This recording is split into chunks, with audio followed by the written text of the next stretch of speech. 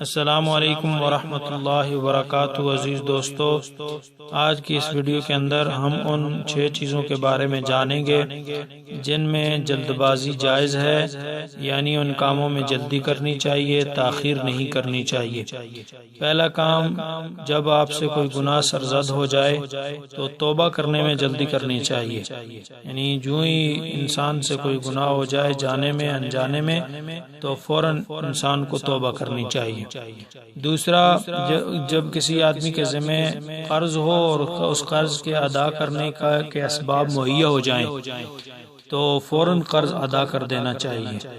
اور تیسرا، جب کوئی بندہ فوت ہو جائے تو اس کو دفن کرنے میں جلدی کرنی چاہیے۔ اور چوتھا، جب بچی جوان ہو جائے اور جوڑ کا رشتہ اور خاوند مل جائے تو نکاح کرنے میں جلدی کرنی چاہیے۔ پانچواں، جب نماز کا وقت ہو جائے تو اس میں تاخیر نہیں کرنی چاہیے، یعنی فوراً نماز ادا کر دینی چاہیے۔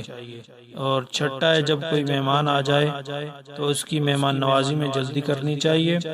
اور یہ ضروری نہیں ہے کہ آپ فوراً اس کے سامنے کھانے لا کے رکھ دیں یا کوئی عمدہ سے عمدہ ڈشز لا کے رکھ دیں۔